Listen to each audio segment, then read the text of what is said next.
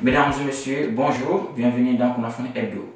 Les réseaux Démocratie Test Squad, avec l'appui de ses partenaires, a organisé la 4e édition de la rencontre nationale avec les squads du 8 au 10 avril 2021 à Bamako.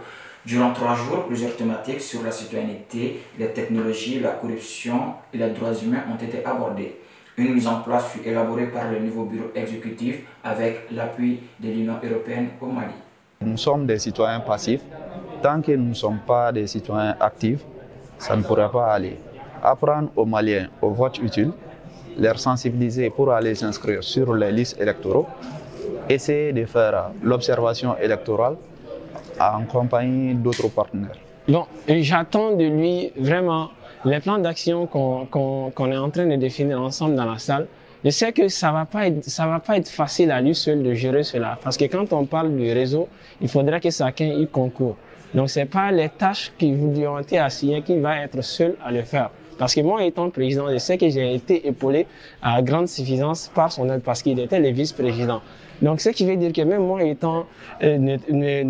n'étant plus président, je dois essayer de travailler avec lui afin de lui apporter les petites expériences que moi aussi j'ai pu acquérir, et ensuite on va essayer de s'entraider dans ce sens. Vous réaffirmez notre volonté, notre engagement à continuer à vous appuyer. Et surtout qu'aujourd'hui, vous êtes devenu vraiment une personne morale en tant que réseau. Et cela est vraiment une de nos plus grandes fiertés. Je voudrais vous assurer et vous réaffirmer notre volonté à vous appuyer techniquement, financièrement, en tout cas avec tous les moyens dont nous disposons. Vous, que ce soit notre expertise, notre énergie, nous le ferons. Le mercredi 12 avril 2021 à Bamako s'est tenu le lancement officiel de l'application 0VBG. Cette solution numérique est une initiative de l'association MSEDEV. L'application vise à contribuer à la lutte contre les VBG et la prise en charge des cas de violence basés sur le genre à travers une orientation fiable et sécurisée des victimes. Les cibles de l'application, premièrement, sont toute personne pouvant être victime de violences basées sur le genre. Ça, c'est les premières cibles. Et bien évidemment, nous avons d'autres cibles, telles que les personnes qui pourraient même faire ces violences sur les personnes et toute autre personne lambda qui émet le besoin ou le désir de s'informer sur cette question.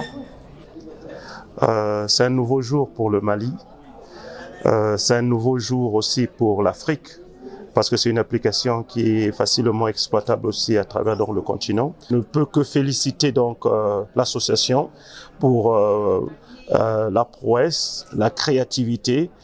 Nature Art, un festival de sensibilisation qui a pour but de promouvoir la femme africaine, à sauvegarder ses attributs naturels et à renoncer à la dépigmentation.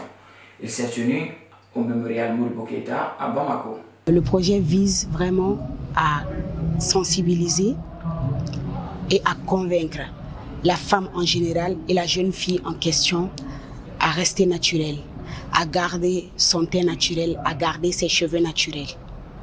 Motion du naturel à travers les activités artistiques. Et pour ça, on a touché à plusieurs domaines d'art, comme la photographie, la peinture,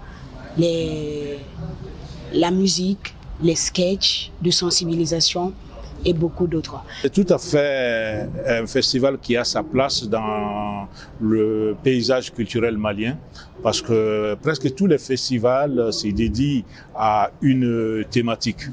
Page noire de cet hebdomadaire, le mardi 13 avril 2021, le président en exercice de la CMA, Brahim Ould Sidati, a été victime d'une fusillade le matin devant son domicile à Bamako par des individus armés non identifiés à moto. La mort de Sid Brahim Ould Sidati, notre président, qui est le président de la CEMA, c'est quelque chose qui nous a beaucoup choqué. C'est quelque chose qu'on ne s'entendait pas. C'est un coup très dur et pour nous, et pour la famille, et pour tous les processus de paix. C'est quelqu'un qui a beaucoup voulu vraiment aider ces pays, aider tous ces partis à vraiment ramener la paix. Il courait nuit et nuit pour la mise en œuvre de l'accord. C'est un coup dur et pour la CEMA, et pour le gouvernement malien, et pour la paix.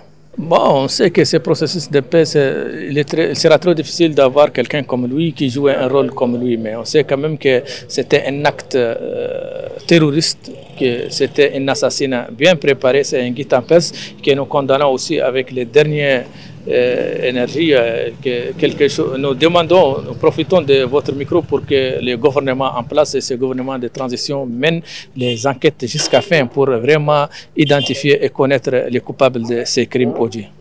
Que son âme repose en paix. C'est tout pour ce journal hebdomadaire. Merci de rester connecté sur kunafoni.com.